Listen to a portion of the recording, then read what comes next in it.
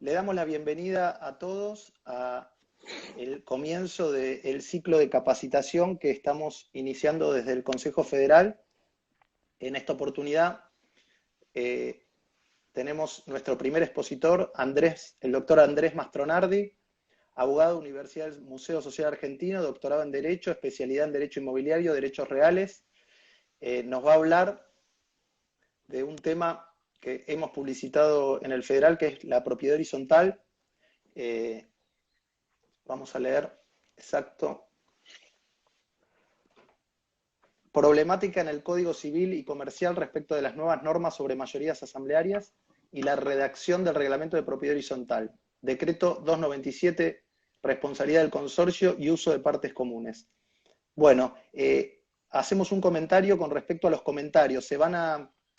Yo hago un comentario respecto de los comentarios del Instagram. Se van a desactivar durante la exposición y después les voy a dejar un mail, que es mi mail, para que nos puedan enviar las preguntas. Así nosotros podemos hacérselas al expositor. La idea es entre 30 y 40 minutos de exposición y después dejar 20 o 30 minutos para las preguntas. Les agradezco mucho estar acá. Esta es nuestra primera capacitación, así que sepan entender la dinámica que espero que salga bien, porque es la primera. Les agradezco mucho y le doy la bienvenida y le paso la palabra al doctor Mastronardi. Bueno, muchas gracias, Ezequiel. ¿Me estás escuchando bien? Perfecto. Bueno, muchas gracias. Le agradezco al Federal por esta invitación a la inauguración de estas jornadas especiales, jornadas virtuales especiales, en una ocasión especial también. Lo hago en la persona del escribano Ezequiel Cavalli, quien juntos estuvimos tratando de ver una cuestión que para mí resulta atractiva en términos de la modificación que el Código Civil y Comercial produjo respecto a las asambleas consorciales. Digo esto porque seguramente no hay un derecho real donde la intervención del notariado sea más trascendente. Me parece que escapa al mero otorgamiento del acto jurídico en sus formas esenciales para meterse en el corazón mismo del instituto, y durante toda la vigencia de 13.512 hubieron creaciones institucionales dentro de la propiedad horizontal. La noción del Consejo de Administración, por ejemplo, que era una figura que no tenía sustento en la ley de propiedad horizontal, fue una creación típicamente, primero producto del acuerdo de voluntades del consorcio, más luego institucionalizado a través de la actuación notarial.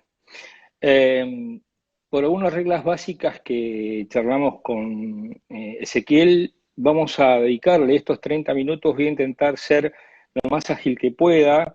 Vamos a tratar lo que me parece sustancial y sobre todo la cuestión de la redacción de los reglamentos de propiedad horizontal, como se llaman, y qué pasaba con las mayorías asamblearias antes, qué pasaba ahora, y en lo que creo son 3 puntos esenciales que están vinculados al mandato del administrador, a la cuestión de las segundas convocatorias y a la creación propia del Consejo. Si nosotros hoy recordamos que el nuevo código a caballo de lo que es la propiedad horizontal en el 2037 le suma otros 3 derechos reales como los conjuntos inmobiliarios propiamente dichos, el tiempo compartido, los cementerios privados, vemos en realidad que es de un derecho real prohibido en el Código Civil por el 2016-17, pasa a ser hoy la princesa de este código. Sucede que en la administración de un edificio tal vez tengamos algunas reglas básicas que se comportan habitualmente, pero cuando hablamos del conglomerado que representa un conjunto inmobiliario, yo creo que hay que pensar el estatuto realmente como un elemento administrador casi de una ciudad, ¿sí? Y el reglamentarismo que exige y la adecuación jurídica de ese reglamentarismo es esencial. Aviso que el tratamiento que le ha dado el código a la propiedad horizontal genérica y las propiedades horizontales especiales es diverso. Mientras en la propiedad horizontal sigue manteniéndose como objeto del derecho real la unidad funcional, ese mismo objeto en el conjunto inmobiliario se va a denominar unidad funcional privativa, y esto es importante que lo recuerden, porque esta noción de unidad funcional privativa nos puede llevar nuevamente a la noción de la división geodésica, la noción del dominio vertical, que en algún sentido se contrapone a la del dominio horizontal. Digo esto porque sabemos que en el dominio vertical, la potestad típica de su titular, ya las materiales, derecho a poseer, usar, gozar, disponer materialmente, la disposición jurídica, es amplísima. Amplísima, no obstante, lo acotado que hoy es el Código Civil y Comercial, podríamos enumerar el derecho de consumo y otros elementos que también coadyuvan a eso. Pero en la propiedad horizontal, la restricción es el ADN, es decir, lo normal es la restricción. Basta pensar que lo único privativo en el sistema de propiedad horizontal es lo que se denomina volumen o cubo de aire comprendido dentro de los sectores comunes. De manera tal que es trascendente definir estas nociones de conceptos que no son similares. Si ustedes advierten la noción del objeto en el conjunto inmobiliario, es una unidad funcional privativa, pareciera que renacen las nociones típicas del dominio vertical en cuanto a su extensión hacia arriba y hacia abajo con todo su poderío, y es por eso que el reglamento de propiedad horizontal del conjunto inmobiliario tiene que ser muy fino, muy exquisito, con muchas restricciones, que permita que ese titular quede adecuado, formado en la noción de restricción del derecho real madre, que es la propiedad horizontal. Diferencias sustanciales entre algo en que los notarios trabajan habitualmente. En la redacción de un reglamento de copropiedad es muy usual, pero muy usual en todos los reglamentos, y hablo vigentes en forma contemporánea al Código Civil, establecer regímenes asamblearios del tipo: se celebra en primera convocatoria una asamblea donde se va a tratar determinado tema. A veces se mezclan los temas que requieren mayoría diferente, pero esto es un conflicto del administrador en todo caso, no es del escribano. Pero es muy usual que en la segunda convocatoria se establezca que se decidirá con mayoría simple. Solo a efectos de recordar, la 13.512 establecía tres mayorías muy claras: la unanimidad, los 2/3 y la mayoría absoluta. Y otra cosa que es válida recordar, que como todo órgano corporativo, expresa su voluntad a través de las asambleas. Por lo tanto, respetar las nociones de quórum y mayorías es central. Tal vez es innecesario, pero debo aclarar que en propiedad horizontal, como no pasaba, hablo del Código Civil, en el condominio, el quórum y la mayoría coincidían. Esto implica, y siguen coincidiendo, ¿no? Pero no en el condominio, antes, ahora sí. Esto es, si yo tengo que resolver un tema que requiere unanimidad en un consorcio, pues lo debo resolver con unanimidad. Imaginemos un consorcio tipo de 100 personas. Si debo resolver un tema con unanimidad, mi quórum será de 100 personas. Si yo tengo 99 personas, sencillamente la asamblea no puede celebrarse. Si tengo 100 personas y logré abrir la asamblea, luego tengo que aprobar para conseguir unanimidad con 100 personas. Si tengo 99, fracasó mi asamblea. Eso no puede ser suplido 30 minutos después con una mayoría de asamblea simple. Es decir, imagínense que hipotecar el terreno común, que hacer una modificación sustancial en la estructura del edificio, solicita unanimidad, y ustedes citaron la asamblea a las 11 de la mañana, no lograron esa unanimidad porque tienen 15 personas y a las 11:30 deciden aprobarlo con 8. ¿Sí? Entonces aprobaron la hipoteca del terreno común o una modificación estructural sustancial con una mayoría de 8 personas de presentes. Ahora, todos nosotros que estamos en el derecho inmobiliario, sabemos que esas mayorías insertas en los reglamentos luego no eran respetadas en las asambleas. Es muy difícil encontrar una asamblea que, si uno se pone a hurgar en el quórum o en la mayoría, sea válida. Es decir, yo diría que son todas nulas. Lo que pasa es que, como los legitimados para invocar la nulidad son únicamente aquellos que participaron de la asamblea o no participaron, cuestión con la que no estoy totalmente de acuerdo, porque pienso que la forma de manifestar la voluntad de un órgano corporativo es esencialmente la asamblea. Y si la asamblea es nula, manifestar esa voluntad de forma nula, para mí es análogo a que yo le obtenga la voluntad de una persona a punta de un revólver. ¿Sí? Entiendo que el quórum y la mayoría es de orden público, estamos hablando de derechos reales, por lo tanto es orden público.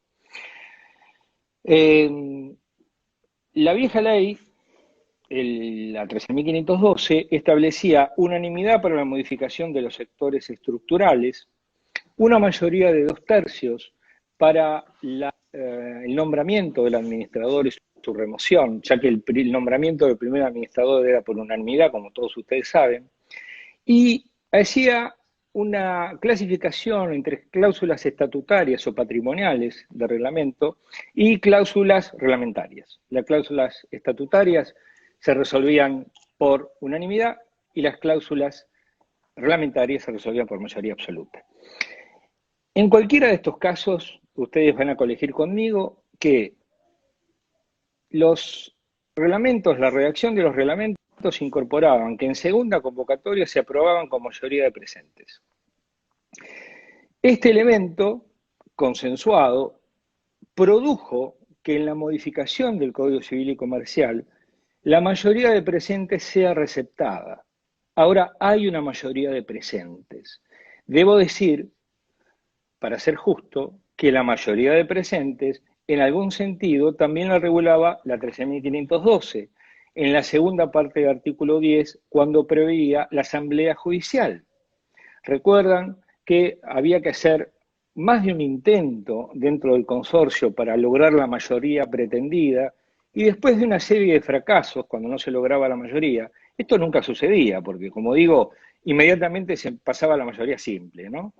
Pero luego de pedir a la ley algunos fracasos en la obtención de la mayoría requerida, allí se solicitaba la intervención judicial en términos de una convocatoria en el que se les avisaba a los consorcistas que luego de haber fracasado 2 o 3 convocatorias, se iba a celebrar la asamblea con los que estuviesen presentes. Esto era una forma de garantizar el derecho de defensa en juicio de aquellos remisos a concluir a la asamblea o los que buscaban boicotearla, pero que además, por supuesto, podían hacer valer su derecho y legitimado dentro de la noción de la asamblea judicial, esa mayoría de presentes era válida, con lo que se colige que las otras mayorías de presentes, las previstas en los contratos, esto es en los reglamentos, cuando se aplicaban técnicamente eran nulas, porque la única mayoría de presente válida era esta regulada por el artículo 10. Difícilmente encontremos en jurisprudencia casos de nulidad de esta naturaleza, no las vamos a encontrar. Pero da la sensación que el legislador dijo, bueno, pues ya que les gusta la mayoría de presentes, vamos a utilizarla. Y el nuevo Código Civil y Comercial regula una mayoría estable, esto es, todos los asuntos que deban resolverse dentro del ámbito de la propiedad horizontal en los términos del artículo 2060 van a ser tratados por mayoría absoluta, el 51% de los consorcistas o el 50.1%, ¿sí? Pero permite, solamente en los casos en los que se requiera mayoría absoluta, la opción de que se abra la asamblea con los que estén presentes, con los consorcistas que estén presentes. Esto es que si de 100 hay presentes 20, pues se abrirá, se debatirá, se aprobará, se reduce el quórum de presentes y si se aprueba con la mayoría de presentes, en el ejemplo que di, 11 personas, luego debe notificarse necesariamente al resto de los consorcistas de manera fehaciente, dice la ley, para que se puedan oponer. La manera fehaciente, indudablemente, nosotros sabemos que dentro del ámbito consorcial es la carta documento, el telegrama o la notificación personal. El costo de la emisión de cartas, documentos o telegramas es realmente grave para un consorcio, por lo tanto, sugerimos la notificación personal, a no ser para aquellos remisos que intentan boicotear la asamblea, que habrá que notificarlos por telegrama o por carta documento. Estos tendrán 15 días para impugnar la asamblea desde la notificación. 15 días. Alguna doctrina sostiene que se requiere o se disputa cuál es la mayoría que se requiere para rechazar o para impugnar esta decisión adoptada por mayoría simple. Bueno, la verdad es que no podría exigirse nunca mayoría absoluta, puesto que eso es un supuesto de excepción. No se podría pedirle a la excepción una regla superior, cuando es un caso exactamente que lo que pretende es viabilizar la asamblea. Con una mayoría más alta, si no se la consiguió para aprobar, más difícil sería conseguirla para impugnar. Por lo tanto, que en mi opinión, la interpretación debe ser restrictiva y con al menos la oposición de 15 de los consorcistas que no participaron en la asamblea de presentes, bastaría para que esa decisión adoptada por mayoría simple no tenga virtualidad jurídica. ¿Sí? Por supuesto que las notificaciones llegarán en tiempo diferente y nacerán los 15 días de cada uno a partir de la notificación a esos consorcistas. Y la misma norma, a sabiendas que este es un verdadero supuesto de excepción, no solo prevé la posibilidad de impugnar, sino aún de nulificar esa asamblea, para cuyo plazo es de 30 días a partir de la celebración. Así que cuidado con el punto. La impugnación 15 días desde la notificación al consorcista que no participó en la decisión. La nulidad 30 días desde la asamblea.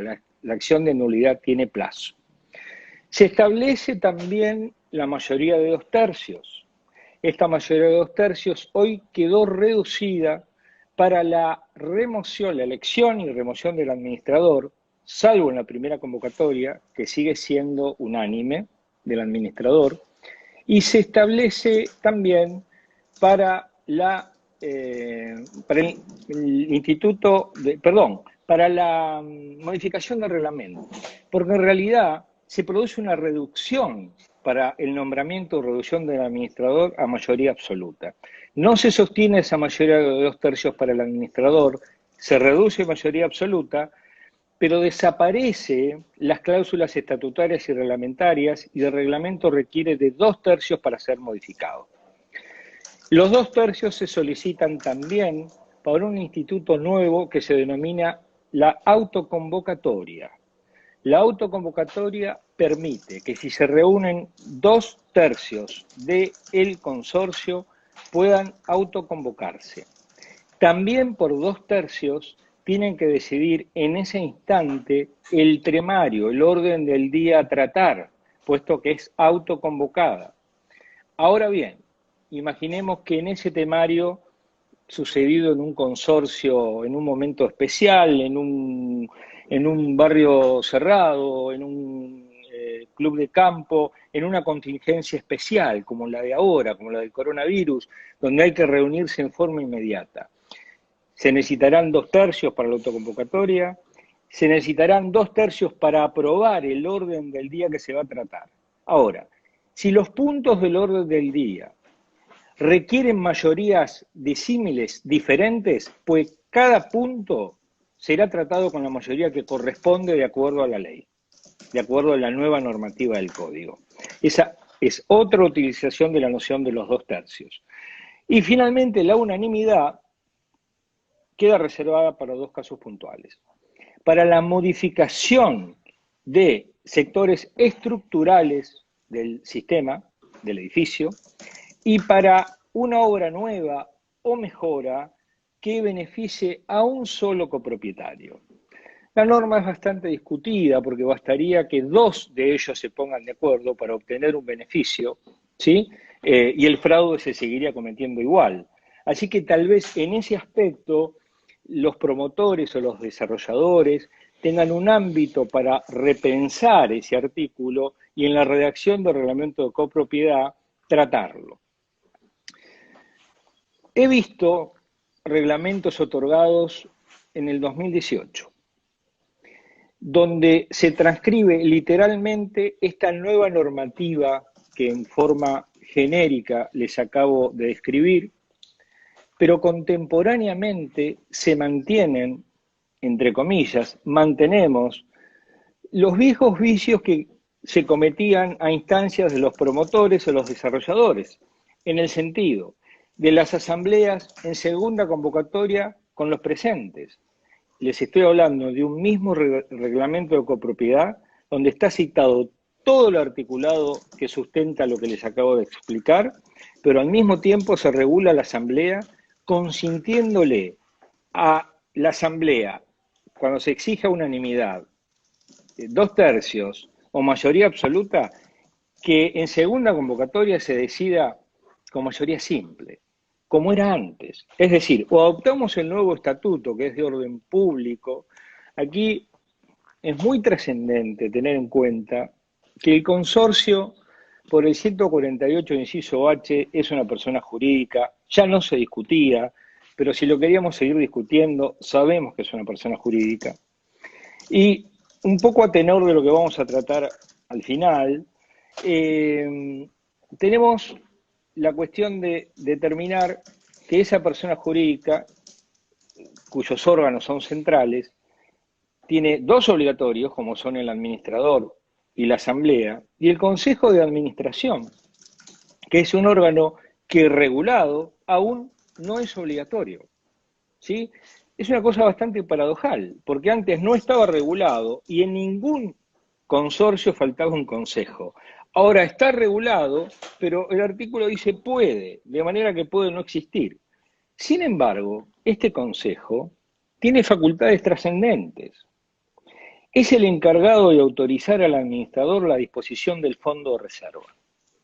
Es muy natural que los administradores en los sistemas, y ustedes los ven en la redacción de los conjuntos inmobiliarios, de los reglamentos de conjuntos inmobiliarios, para mantener una expensa estable a lo largo del año, ¿sí?, compensen en el verano esos gastos que se producen por corte de pasto, que se incrementan en verano y se reducen en invierno, o los de seguridad, que son los más trascendentes. Entonces toman dinero del fondo de reserva en el verano y cuando baja el corte de pasto lo compensan y lo devuelven al fondo de reserva. Pues esa administración que hacían los administradores intentando mantener una expensa estable, hoy no pueden hacerlo. Necesita de la autorización del Consejo. Se establece además que en caso de ausencia del administrador, es el Consejo quien se encarga de la administración por 30 días y el que debe convocar asamblea para nombrar un nuevo administrador. Ahora, si esto no está establecido, es decir, si no hubiese consejo, porque es un consorcio que no lo previó, pues el reglamento de copropiedad deberá prever, los notarios deberán prever cláusulas que suplan aquello que el consejo debe decidir y es determinar si el fondo de reserva lo resuelve o lo utiliza el administrador sin autorización de nadie, o debe convocar una asamblea extraordinaria, que hará, en este caso, las veces de consejo en los términos del nuevo Código Civil y Comercial. Hay allí para redactar.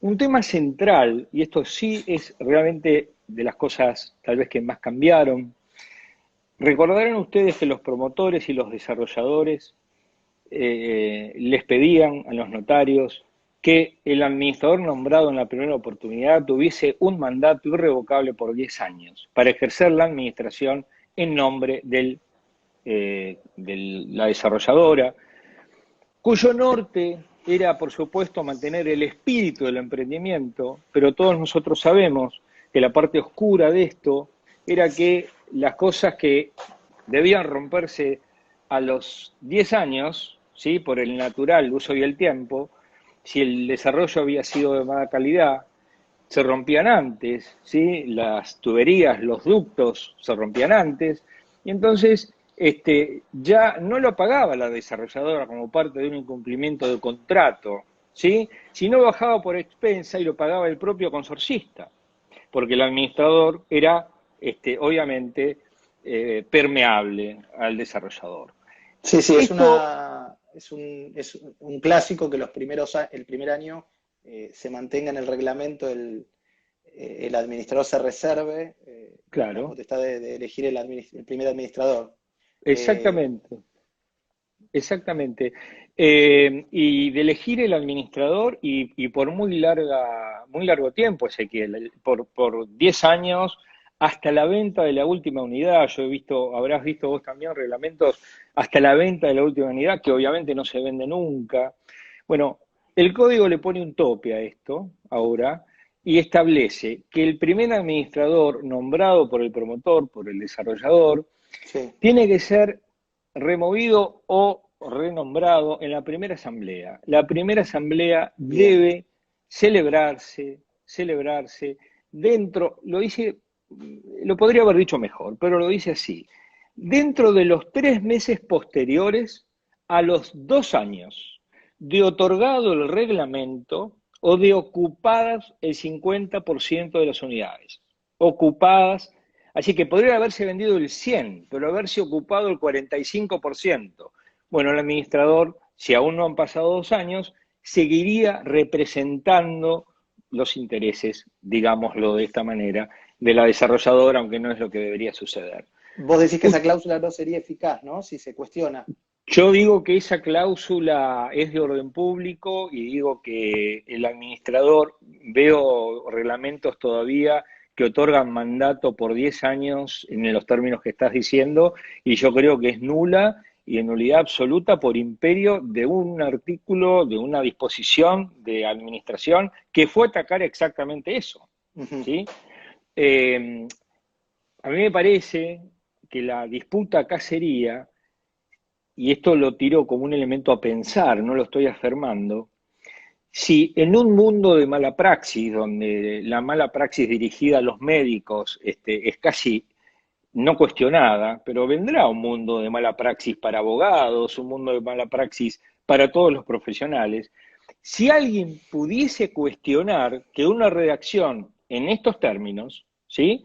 Un mandato a 10 años por sobre el orden público, mandato determinado por el código, la determinación de una asamblea en segunda convocatoria por mayoría simple, cuando el código es muy preciso en la forma en que la mayoría simple debe ser utilizada. Yo creo que si alguien tiene ganas de demandar, pues va a demandar a todo el mundo, ¿sí? Entiendo. Entonces, me parece que es interesante pensar. Entiendo que hay un equilibrio, un contrapeso difícil, porque muchos promotores o desarrolladores les dicen a los escribanos, nos dicen a nosotros, sabemos que es así, pero redactarlo igual, porque yo después dentro de la asamblea avanzo y nadie lo nulifica, que es una verdad. Sí, Todas estas asambleas sucedidas con la 13.512, es muy difícil encontrar alguna nulificada. claro. Es una verdad. Pero con un código, digo, donde la noción de el derecho de consumo, la noción de protección al usuario, por ejemplo, la incorporación del derecho de consumo es expreso en el tiempo compartido y en el cementerio privado. Nada se dice en los conjuntos inmobiliarios, pero nos preguntamos en voz alta, ¿acaso el adquirente de un inmueble en un pozo no va a ser protegido por el derecho de consumo de la misma manera, aunque sea tácitamente, que el adquirente por derecho de consumo expresamente protegido en el tiempo compartido y en los cementerios privados? Yo creo que sí. Y en esa Ujú. protección del derecho de consumo, el halo de disparo es tan grande que alguien con ganas de demandar, con derecho a demandar, primero, pero además con ganas de demandar, ¿sí? Creo que todos saben a qué me estoy refiriendo. Vamos a demandar y vemos qué pasa. Bueno, hoy creo que dentro del código que se está formando, por supuesto, tendría una protección que antes no encontraba, ¿sí? Bien. Dentro de esta noción del derecho al consumo. Estamos allí por el Estamos llegando, minuto 18. acercándonos, sí, igual, a ver, Bien, en resumen a toda esta exposición, ¿cuáles serían los consejos principales que le darías a los escribanos a la hora de redactar el reglamento? Como una forma de cerrar el tema y hacer un resumen de lo que acabas de exponer, para después pasar al tema del coronavirus y los espacios comunes que bien. también estaban dentro de la charla. Te escuchamos.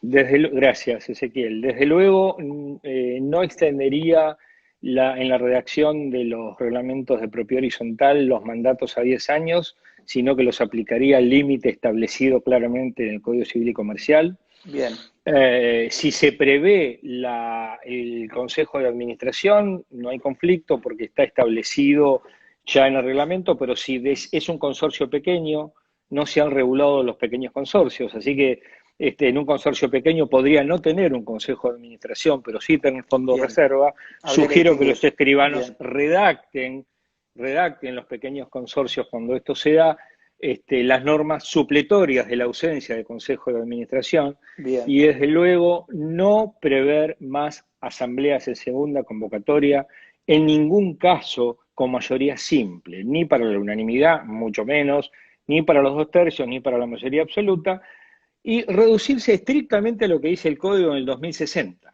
que bien. es el procedimiento. Si redactan sencillamente, les diría literalmente el procedimiento del 2060, en la escritura estarían cumpliendo con la ley en forma impecable. Perfecto. Me parece que son los tres elementos centrales. Hay muchos otros en la redacción, eh, especialmente en conjuntos inmobiliarios. Ahí la cuestión de la unidad funcional privativa les exige a los escribanos distinguirse y ser, como dije, muy exquisitos Ujú. en un reglamentarismo excesivo que acote la libertad que siente el sujeto que compra en un conjunto, que compra en Nordelta y paga $1.000.000 y cree que tiene el mismo derecho que si fuese domino afuera de Nordelta, ¿no? ¿Se entiende el Ujú. concepto? Sí, sí, sí. Hay que acotarlo en un reglamentarismo muy, muy extenso que al mismo tiempo no puede violar el derecho de defensa. Así que eso da para otra charla bastante más extensa, ¿no? Pero Perfecto. básicamente estos serían los elementos, Ezequiel. Bien. Pasando al Respecto a último tema. sí, respecto al último tema, la verdad es que me parece que hay dos elementos allí centrales. Uno, el cumplimiento de las medidas sanitarias que impuso el decreto 260 del 2000. Estamos Bueno, hablando, obviamente, perdón, para todos, estamos hablando de digamos, el decreto presidencial y la influencia que tiene sobre la propiedad horizontal en relación al consorcio, al uso de las partes comunes y a la responsabilidad del consorcio y de los propietarios. gracias por la aclaración, Ezequiel, Por favor. efectivamente. No, al contrario. Tenemos ahí dos, yo diría tres elementos como para tomar en cuenta. Diría el primer decreto, el decreto sanitario, el 260, digamos, del 2020, obviamente el 297 de confinamiento, y una resolución de la Secretaría de Trabajo, del Ministerio de Trabajo, la 202, que establece las limitaciones laborales de los empleados en general, que comprende a los del consorcio. Ujú. La verdad es que no me voy a extender demasiado, obviamente, en las medidas sanitarias. Yo creo que cuando pensamos en restricciones al derecho privado son las que encontramos dentro del Código Civil y Comercial. Me cuesta pensar en que discutamos las restricciones del derecho público, que sabemos están por encima y deben ser acatadas. Así que, en todo caso, lo que debemos pensar, cuáles son las herramientas que tienen los consorcistas que intentan el cumplimiento de esta normativa ante los consorcistas que la incumplen. Bueno, en esto coincido contigo, con una nota tuya que estuve leyendo casualmente en el día de la fecha en la ley, coincido absolutamente que la Gracias. acción preventiva no realmente me satisfizo mucho, me parece muy atractiva y me parece que, por supuesto, la acción preventiva que es esta acción antijurídica que no requiere de daño, no requiere de indemnización, sencillamente requiere de que no progrese el acto hacia aumentar, incluso mantener el estado de daño, no solo aumentarlo, y cuya legitimación es amplísima, ¿no? En estos términos, Sí. se le suma esa acción preventiva. En algún sentido, el Código Civil pareciera que venimos de ahí, ¿no? De mientras la cautio de damno infecti, la acción de daño temido en 1132 del Código Civil estaba negada, la modificación del 68 agrega a la acción de daño temido la segunda parte del Sí, 2499, es uno de los pero antecedentes. efectivamente, pero con exigencias, como bien decís en tu nota, Ezequiel, bastante más puntuales, y en este sentido, aquí es muy atractivo Más esto. genérico. Claro, pero además es muy atractivo porque fíjate que podemos ver típicamente una nueva restricción al dominio particular que es ajeno al derecho de consumo, que es a donde todo el mundo le gusta Iba. brevar, ¿no? Exacto. Vamos al derecho de consumo, que mira, acá le pegamos al dominio, le pegamos a todo el mundo. En la acción preventiva le pegás típicamente, y no sé si con más potencia, porque Exacto. la legitimación es aún más amplia que la del usuario. Y ya hubo fallos en este tiempo, Efectivamente, con lo cual efectivamente. se abrió esa puerta, como vos decís, hacia los Sí, derechos, sí, hacia el uso, el ejercicio de los derechos reales. efectivamente, efectivamente. Y recordemos que, como en el 2006-18, que regulaba también las inmisiones, ¿sí? La propia ley de propiedad horizontal también la regulaba. Y este código las regula en el 1795. ¿Qué son las inmisiones? Obviamente creo que todos lo recordaremos de haberlo visto: ruidos, olores, cualquier daño posible que altere la normal tolerancia, teniendo en cuenta las circunstancias del caso, las condiciones del lugar y el respeto debido al uso regular de la propiedad. Ujú. Aplica también acá la teoría de la inmisión, por supuesto, ¿no? Eh, Me parece que en ese aspecto, con la acción preventiva y con la acción de inmisión y con las propias obligaciones que surgen de reglamento, hay larga tela para resolver, y relativamente rápido, la acción contraria por parte de un consorcista remiso. Luego, si no da el tiempo, pero hay Sí, algunas cuestiones interesantes en la práctica que se me han dado en ese sentido. Para redondear y abrir a las preguntas, me parece que el otro tema central, que también tocamos un poco contigo, es qué pasa con la posibilidad de la celebración de asambleas que estuvieron pactadas, con puntos del orden del día a tratar, donde deben removerse administradores o nombrarse, en fin, la vida consorcial. sí. Bueno, yo comparto, si bien no lo regula y no lo prohíbe el 2037 en adelante, todo el Ujú. título de propiedad horizontal, hice hincapié en la noción de la persona jurídica del consorcio al inicio, y en el ámbito de la noción de las personas jurídicas, el artículo 158 establece con toda claridad, extendido a todas las personas jurídicas, la posibilidad de celebración de asambleas que hoy podríamos llamar virtuales o telemáticas, ¿sí? Bien. Es O decir, sea, un tema muy actual en estos momentos de aislamiento, sí, ¿no? sí, absolutamente. En realidad, de la lectura del 158, que para facilitar la posibilidad de preguntas no voy a hacer, se establece la alternativa de la reunión del presidente, de dos de los secretarios, y de garantizar, dice la ley, la transparencia del servicio informático. Bien, Habla que el principio de unidad del acto allí no estaría violado, porque puede grabarse, ¿sí? Porque ujú, puede sustentarse y luego bajarse a soporte papel. bien, Yo le sumaría al 158, que se los dejo, es muy importante el artículo, para ser tomado y aplicado como redacción del escribano dentro del reglamento de propiedad bien, por extensión. Es aplicable a la interesante, sí, persona jurídica consorcio. ¿Sí? Es muy interesante la aplicación del 158 para cualquier persona jurídica como elemento supletorio de las asambleas presenciales previstas. Yo personalmente, si redactara en el reglamento, le agregaría necesariamente un soporte informático, es decir, un ingeniero informático que garantice que la asamblea, en este caso, ha cumplido con los rituales y no puede ser vulnerada, y como no tiene fe pública el señor informático, necesita un escribano al lado, y esto no es demagogia, creo es la única forma de verificar que esta asamblea, donde esté el presidente, los secretarios y el soporte informático, está sucediendo como el escribano constata que está sucediendo. O sea que Pero ves insisto, ahí una posibilidad, o sea, le agregarías valor a esta asamblea mediante la intervención de un escribano. no, absolutamente, no solo le agregaría valor, creo que sería un elemento central para evitar la nulidad. Perfecto. Si me lo permiten, es solo un minuto, les leo el Sí, sí, por favor. 158. Gobierno, administración y fiscalización, hablamos de personas jurídicas de carácter privado. El estatuto debe contener normas sobre el gobierno, la administración y representación, y, si la ley lo exige, sobre la fiscalización interna de la persona jurídica. En ausencia de previsiones especiales, rigen las siguientes reglas. A. Si todos los que deben participar del acto lo consienten, pueden participar en una asamblea o reunión del órgano de gobierno utilizando medios que le permitan a los participantes comunicarse simultáneamente entre ellos.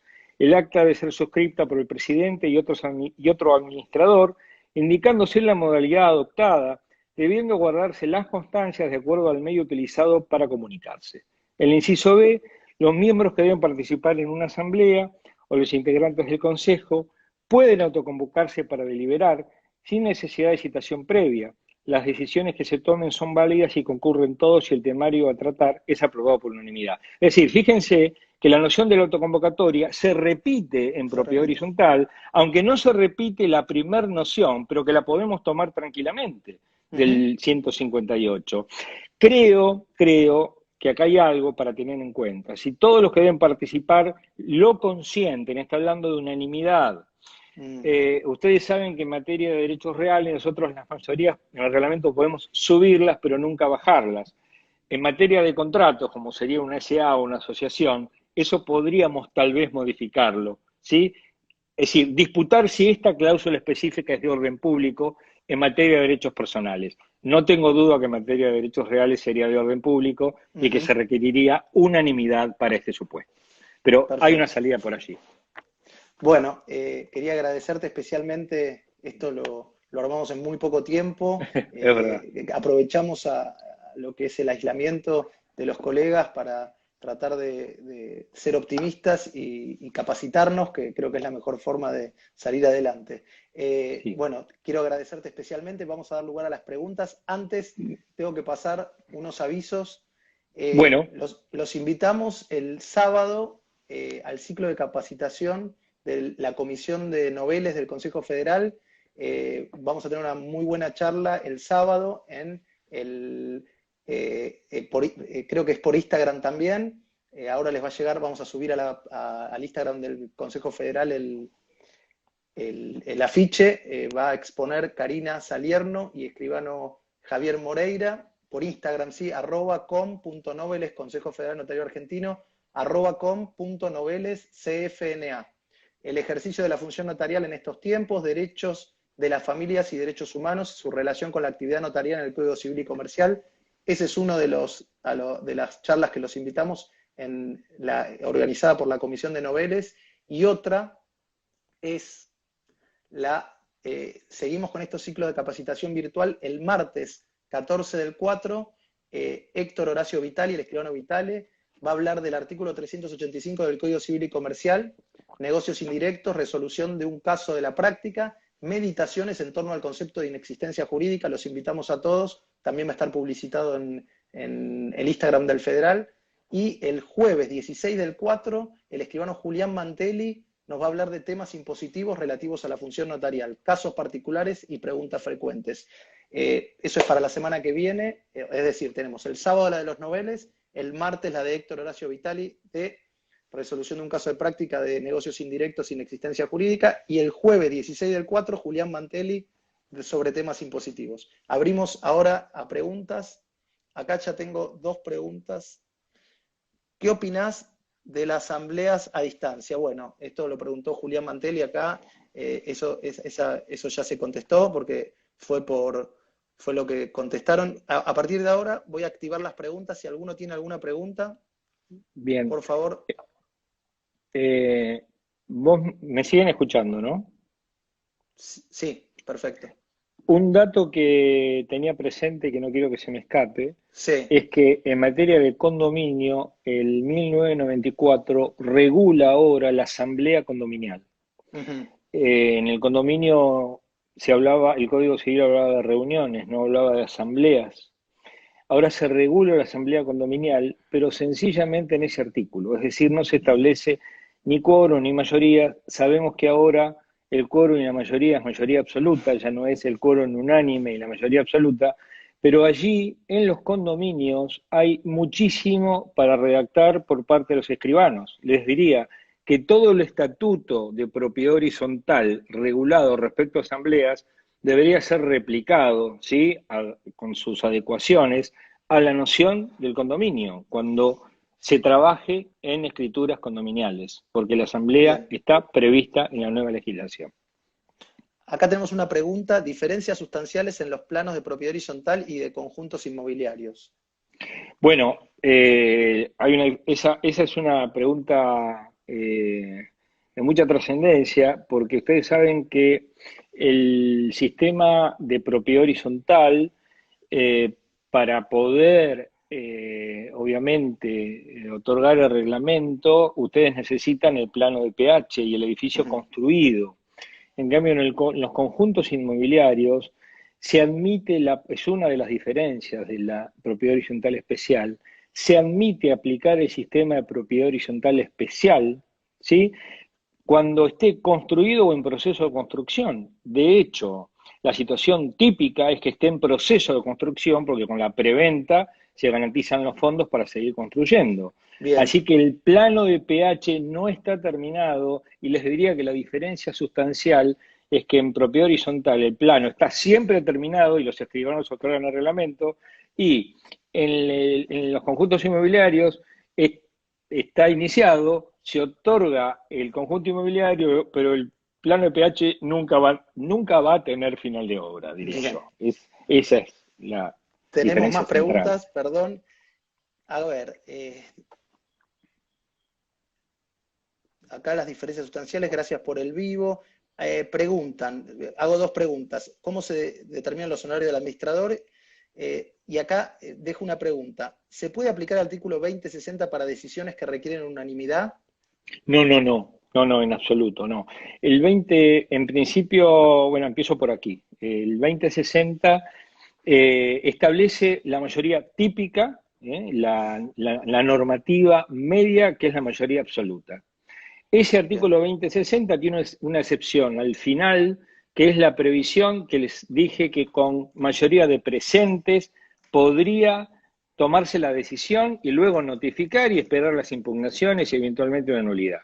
Las mayorías para las que el código pide unanimidad y 2/3 de voto no admiten otra excepción que la unanimidad y los dos bien, tercios de voto. ¿De acuerdo? perfecto, No admite mayorías presenciales. perfecto. Vamos a ver otras preguntas. Los honorarios del administrador, bueno, la verdad hay algunas resoluciones en Capital Federal, pero se suelen establecer por unidad y en los conjuntos inmobiliarios a veces por porcentaje. No hay un criterio determinado, generalmente un valor determinado por unidad, ¿sí? Pero no hay un criterio o un parámetro que determine. Ustedes saben que para ser administrador aún no se ha profesionalizado la actividad, más allá de la regulación que hay en CABA a ese respecto, así que hay normas que difieren un poco para los honorarios. Muy bien. Acá una pregunta más. Si habilitan la actividad de la obra privada, ¿pueden los consorcistas por asamblea? Y sigue la pregunta.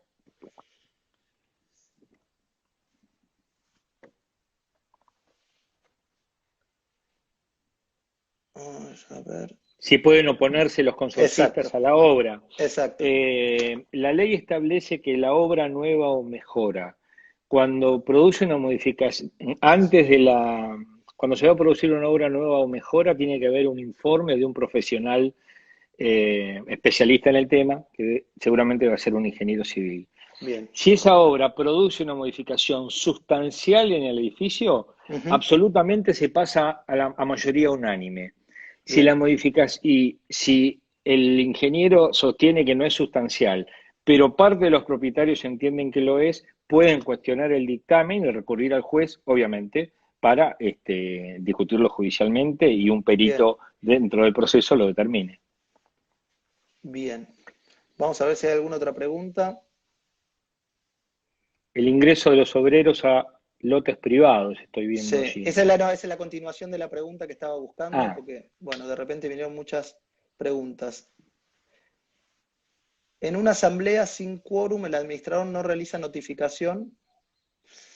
Me falta la segunda parte de la pregunta. por ignorancia creo que Ah, sigue sí, allí. sí, sí, por Me ignorancia. parece, no sé. Veo una Sí. I y una G.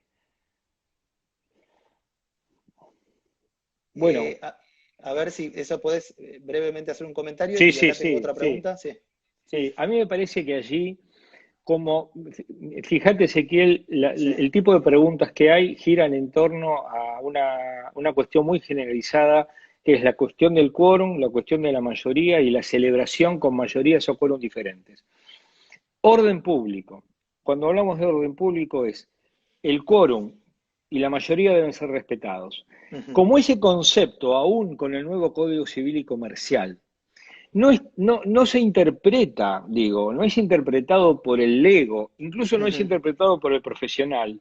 Es muy conveniente que el escribano redacte específicamente que aquellas cuestiones que requieren unanimidad, aquellas cuestiones que requieren dos tercios, si no se consigue la unanimidad y no se consiguen los dos tercios, habrá que recurrir pues a una asamblea judicial y no puede ser suplida por la mayoría presencial, porque Ujú. la ley es muy clara que la mayoría presencial se aplica solamente como excepción cuando se solicita, cuando el punto trata asamblea, mayoría absoluta, digamos. Es la única excepción, ¿sí? Y no puede extenderse. De modo que cualquier asamblea celebrada fuera de estos términos sería nula, ¿sí? Con quórum, Bien. sin mayoría, con un administrador conocedor o ignorante que el orden del día lo redactó mal, que trató puntos extra orden del día, pues todos estos puntos serían nulos.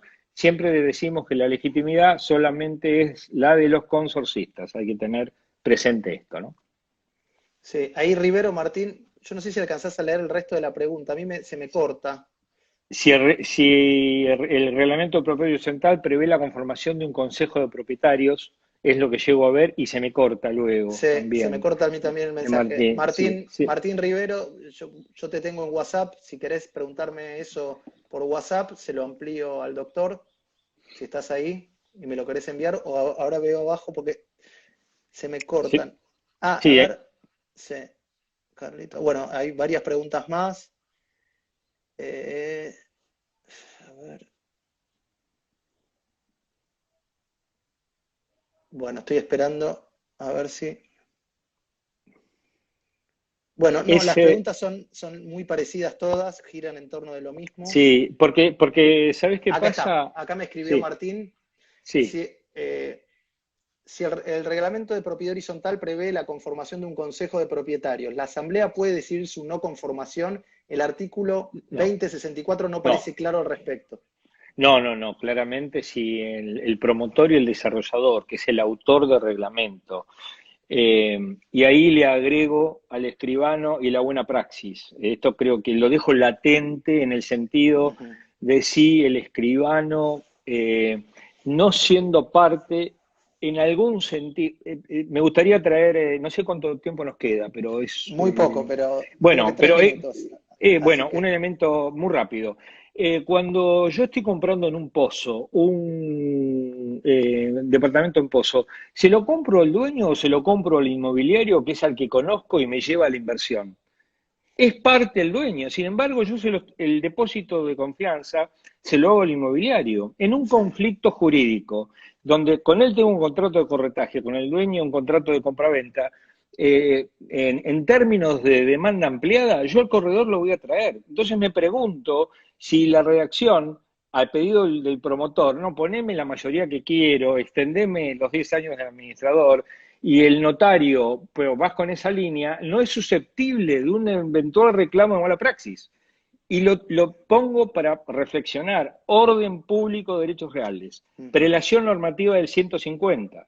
¿Sí? El artículo 150 establece el orden público, inciso 2, los reglamentos otorgados, otro artículo muy simbólico, el 150, para que todos tengamos en cuenta, ¿no? Muy También. bien. Bueno, estamos cortos de tiempo, ya estamos Sí, llegando al final. Quería agradecerte muy bueno. especialmente esta presentación. Gracias, No sé Ezequiel. si no querés dejar tu mail para si te quieren hacer alguna consulta Sí, por en supuesto que privado, sí.